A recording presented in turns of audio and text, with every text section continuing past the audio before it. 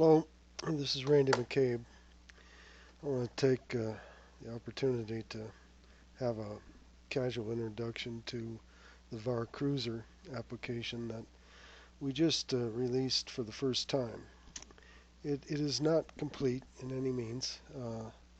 We have every intention of adding what the uh, exact functionality that we presently use in a Venza mapping. Uh, the I can demonstrate that here fairly quickly.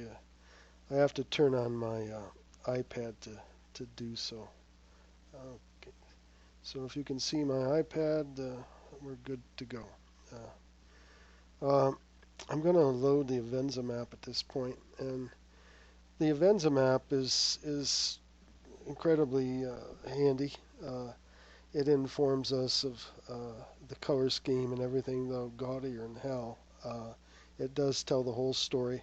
And of course, the nice thing about Avenza is it actually is geo-referenced, and it'll actually follow you as you cruise, which is nice. This is the 9-mile cruise area right at this point.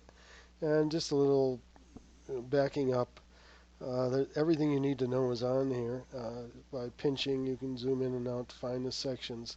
Of course, the ID is a concatenation of township range section. And then right here, strip 2 and plot 14 for this guy right here. The colors of the plots are important.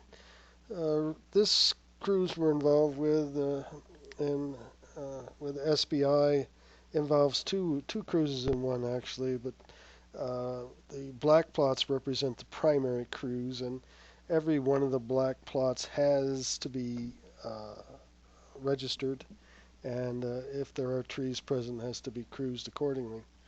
The red plots, as you see here, these are potential borderline circumstances. I forget that we just chose like a chain or something to make the call whether to call it a potential borderline tree.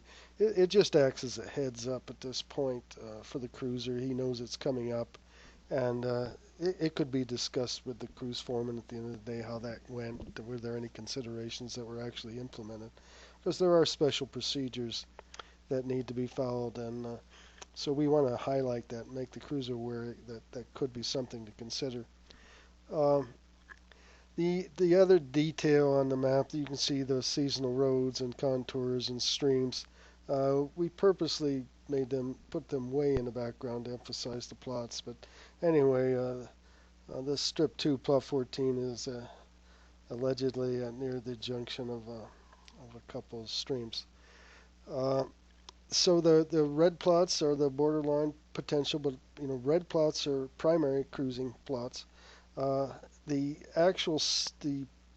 pink plots located in these uh, orange or inoperable, marginally timbered stands are in fact secondary plots, and it's anticipated that one would get a minimum of one of these plots per polygon, up to a 10% maximum.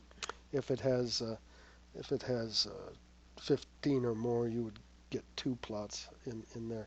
And it's your call. You would want to get well into the polygon when you actually are recording a secondary plot. And both secondary and primary plots will reside on the iPad data entry plot list. Other than that, this environment is intended to actually go into the new application, and I will be talking about that throughout the process. So I'm going to get off. Oops, I'm not going to do that. I'm going to get out of my iPad world and go back to my other world. Okay. Uh, so the VAR Cruiser is now in beta testing out in the woods. Seemed appropriate. We're doing our check cruising with it.